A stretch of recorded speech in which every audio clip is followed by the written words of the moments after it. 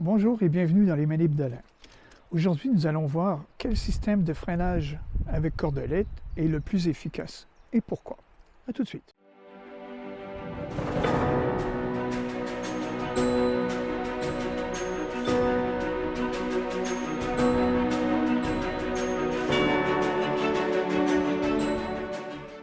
Ces systèmes de freinage, on les utilise lors d'un rappel.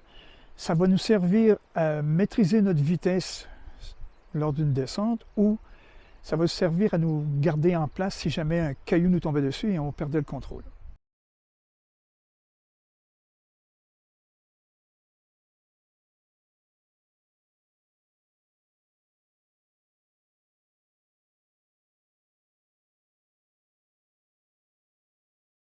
On va faire le test avec le mâchard normal. Mâchard normal, on met le nœud dans la main, on tourne autour des deux cordes, au moins 4 tours, ou sinon la longueur du mâchard.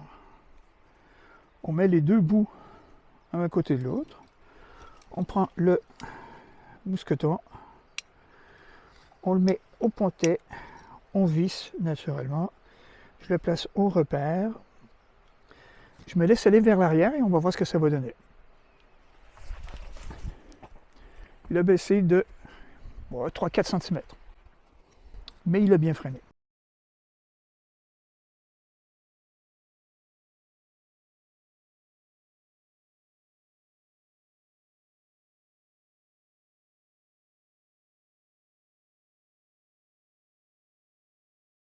Maintenant, on va faire le même test avec le mâchard français. Toujours le nœud dans la main, je tourne autour, au moins 4 tours ou sinon la longueur possible. La boucle d'en bas avec le nœud, je la passe dans la dernière boucle du haut. Je la descends et je me fixe à mon pontet. Je visse naturellement. Le même test, donc je vais le mettre jusqu'à mon repère et je me laisse aller vers l'arrière. Il a descendu de 1 cm. C'est bien.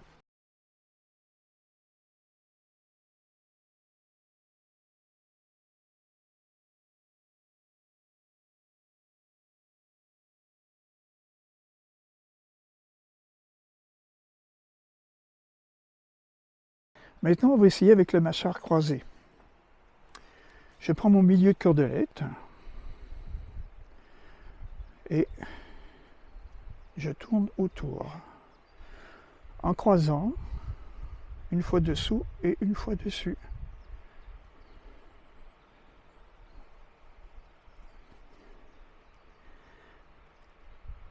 Je finis devant, je prends mon mousqueton,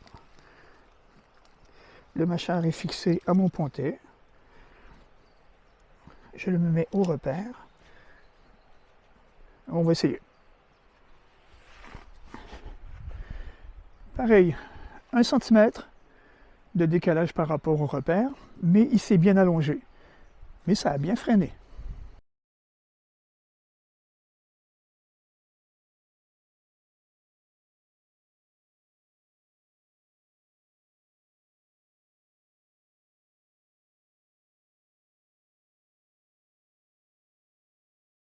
Maintenant, on va essayer avec le prusik. On fait une petite boucle comme ça, on passe à l'intérieur, on repasse à l'intérieur, on peut repasser une autre fois à l'intérieur. Ce qui va faire que, quand je vais l'avoir bien replacé,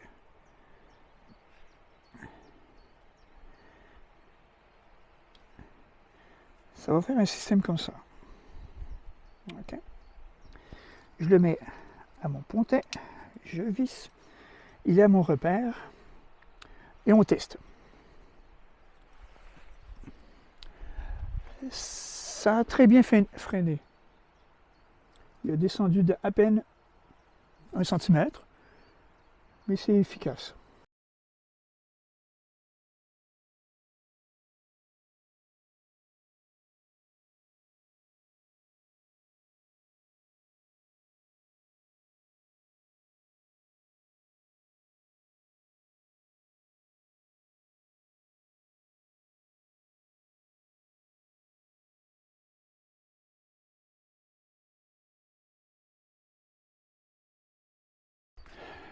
pour s'amuser, on va faire le mâchar français à l'envers pour voir s'il freine aussi bien.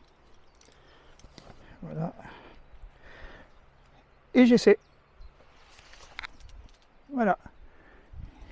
Il a freiné, il a décalé de 4 cm à peu près, mais il a bien freiné, tout aussi efficace même à l'envers. A priori, vous avez vu, les 4 systèmes de freinage sont tous efficaces. Vous pouvez choisir un ou l'autre à votre guise. Ça va freiner. Le mâchar normal a un petit peu plus de temps de réaction, mais ça peut dépendre si vous l'avez bien serré avant ou pas. Mais ils sont tous très efficaces. Le diamètre de cordelette à utiliser varie, ça dépend. Habituellement, les gens utilisent entre 6 et 7 mm de diamètre. C'est amplement suffisant. La longueur, c'est quoi? C'est 60 cm de boucle. Il y a des systèmes qui se vendent qui sont déjà fixés au lieu de faire un nœud double pêcheur double. Donc, c'est à vous de voir. Bien qu'on utilise habituellement une cordelette de 6 à 7 mm de diamètre pour faire notre mâchar, j'ai eu l'idée d'essayer avec une petite cordelette de 3 mm. On va voir ce que ça dit. Je vais essayer le mâchar français. Par contre, mon anneau est court. Je vais faire moins de tours.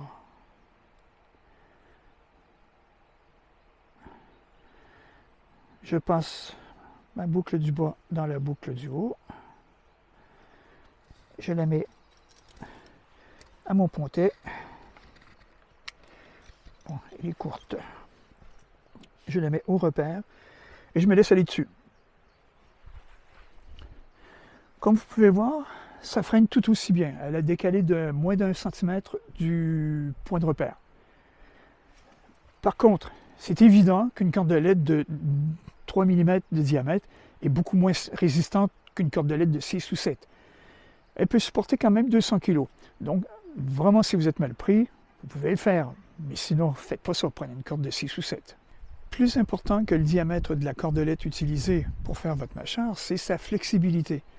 Il faut qu'elle puisse serrer les cordes convenablement pour être efficace. Donc, si je vous donne un exemple, celle-ci, je la passe autour, on voit qu'elle va serrer la corde et qu'elle va freiner. Quand je vais en avoir 2, ça va être parfait. Par contre, si je prenais une corde pas très flexible comme celle-ci et que je la mets autour, j'arrive même pas à serrer. Donc, c'est pas bon. Il faut que la corde soit flexible pour qu'elle puisse bien serrer les cordes de votre appel. À peu de choses près, tous les systèmes de freinage qu'on vient de voir sont tous efficaces lorsqu'on les fait correctement. Donc, choisissez ce que vous voulez comme système de freinage, pratiquez-le et, quoi que vous fassiez, faites-le bien. Merci et à bientôt.